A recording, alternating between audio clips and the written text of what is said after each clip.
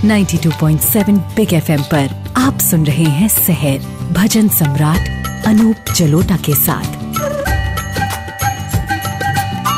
92.7 big FM पे आप सुन रहे हैं सहर कार्यक्रम। आज ये सहर कार्यक्रम में एक बहुत सुंदर दोहे से आरंभ करने वाला हूँ, जिसमें कितनी सुंदर बात कही है। हम अपने जीवन को कितना अच्छा बना सकते हैं यदि हम इस बात को समझ लें। आपने अक्सर लोगों से कहते सुना होगा, अरे यार अपने चमचे को लेके आ गए हो। जी हाँ, ये जो चमचे साथ में होते हैं, कहते हैं कि वो लोग हमेशा आपकी तारीफ करते रहते हैं। आपकी तारीफ करते रहते हैं तो आपका दिमाग जो है खराब होता रहता है और आप अपने को बहुत ही उल्टा सीधा समझने लगते हैं कि जो हमारे में तो वो खूबियां हैं, देखो ये हमारी तारीफ करते रहते हैं, और एक्चुअली वो चमचे होते हैं। तो यहाँ पर कबीरदास जी कह रहे हैं कि निंदक नेड़े राखिए। जी हाँ, उसको नजदीक रखिए जो आपकी बुराइयां आपको बताता हो, जो आपकी कमियां आपको बताता हो, उसको नजदीक रखिए, चमचों को साथ मत रखिए। निंदक नेड़े राखिए, आंगन कुटी छवाए। निंदक नेड़े राखिए, आंगन कुटी छवाए। बिन पानी साबुन बिना निर्मल करे सुभाए।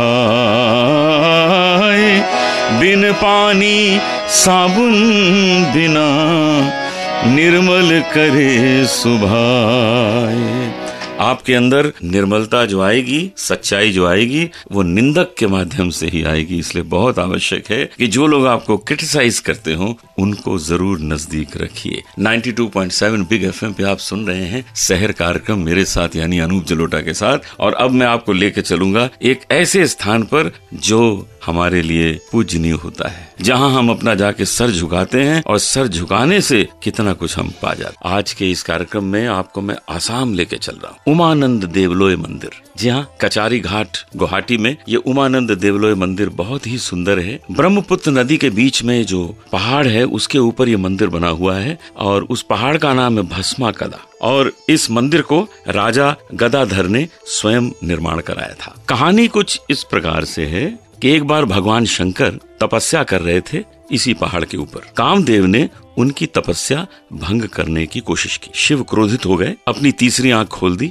और कामदेव भस्म हो गए। इसलिए इस पहाड़ का नाम पड़ गया भस्म कला। ऐसा कहा जाता है कि भगवान शंकर भयानंद के रूप में वहां रहते। शिव चतुर्दशी यहाँ का सबसे बड़ा त्योहार है और ऐसा कहा जाता है कि यदि अमावस किसी सोमवार को पड़ जाए और उस दिन जो वहां जाके सोमवार को पूजा कर ले तो उसको तृप्ति मिलती है, मोक्ष मिलता है, ईश्वर का बहुत आशीर्वाद मिलता है। आपको जब भी समय मिले आप आसाम जाएं और ब्रह्मपुत्र नदी जो बहुत सुंदर नदी है उसके बीच में जो टापू है उसमें उस पहाड़ पर उस मंदिर का आनंद लें।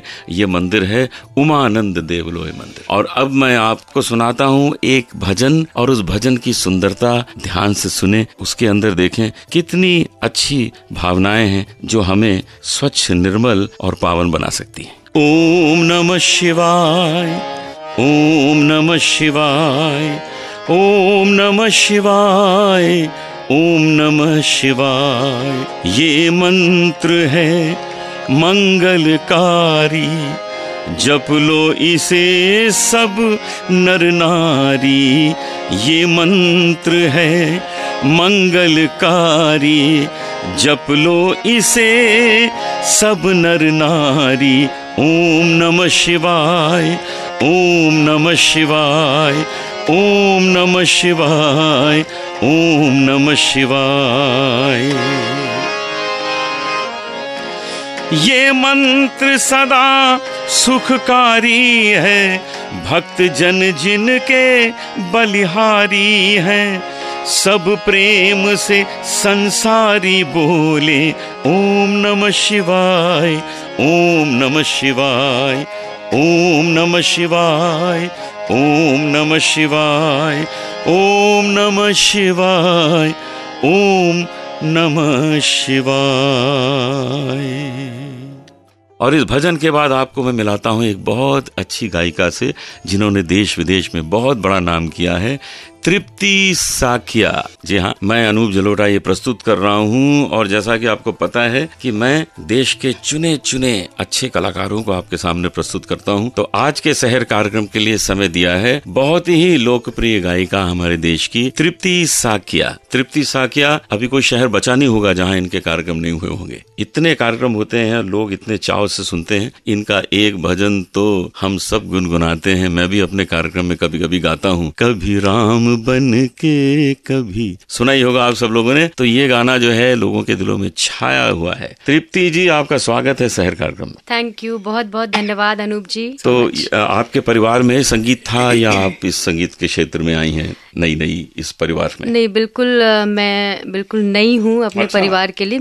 मेरे पूरे खानदान में कोई म्यूजिक का बैकग्राउंड नहीं है। कमाल है। और मैं बहुत लकी हूँ, बहुत भाग्यशाली हूँ कि मेरे मम्मी पापा ने मुझे बहुत सपोर्ट किया बचपन से ही। बहुत अच्छा। जब से उन्हें लगा कि हाँ, मेरी बेटी के अंदर सिंगिंग टैलेंट है। और मेरे फादर बेसिकली इंजीनियर हैं और पापा के जो भी कलीग्स आते थे घर पे, जब वो मेरी आवाज या गाना सुनते थे तो वो उन्हें पापा को यही कहते थे कि आप अपनी बेटी को इसी लाइन में आगे बढ़ाएंगे ना तो शायद हो सकता है आगे चल के आपका बहुत नाम रोशन करेगी। और मेरे फादर ने बिल्कुल भी किसी भी तरीके का फाउंडेशन नहीं लगाया कि वो इंजीनियर खुद हैं, लेकिन मुझे कभी फोर्स नहीं किया कि तुम्हें इंजीनियरिंग करना है या मेडिकल लाइन में जाना है। पढ़ाई को बहुत ज्यादा फोर्स ना करते हुए उन्होंने मेरे इंटरेस्ट के हिसाब से मुझे उसी फील्ड में सपोर्ट किया। संगीत कहाँ सीखा फिर? मैंने इलाहाबाद से ही सीखा है। इलाहाबाद प्रयाग संगीत समिति से मैंने 6 इयर्स का प्रभाकर का कोर्स किया शास्त्रीय गायन में।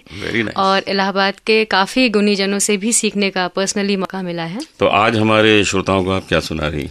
मीराबाई जी की एक बहुत प्यारी सी रचना सुनाना चाहूंगी। बहुत अच्छी बात है, जरूर गाएं, प्लीज गाएं। बाला मैं बैरागण हूंगी, बाला मैं बैरागण हूंगी, जिन भेसा मारो ठाकुर रीझे, मारो गिरधर रीझे, जिन भेसा मारो साहिब रीझे, सोही भेस धरूंगी धरूंगी, बाला मैं बैरागण हूंगी, बाला मैं बैरागण हूंगी। बहुत अच्छा तृप्ति जी, क्या बात है, वाह वाह, धन्यवाद। आनंद आ गया, आनंद। और जी, क्या सुर आपके लगते हैं और क्या उसमें भक्ति भावना आती है। तो बहुत खुशी हुई आज आप हमारे स्टूडियो में आई, आपने भजन सुनाया और भगवान से हम ये प्रार्थना करेंगे कि आपकी शोहरत दिन दूनी रात चौगुनी बढ़ती जाए। बहुत बहुत धन्यवाद, शुक्रिया। आज का कार्यक्रम हम यही समाप्त करते हैं। कल आपसे फिर मिलेंगे एक नए शहर कार्यक्रम के साथ। तो बने रहिएगा हमारे साथ कल सुबह भी, और मैं समय से आ जाऊंगा। आप अपना रेडियो ऑन करना न भूलिएगा। नमस्कार। सुनते रहिए शहर भजन सम्राट अनूप जलोटा के साथ।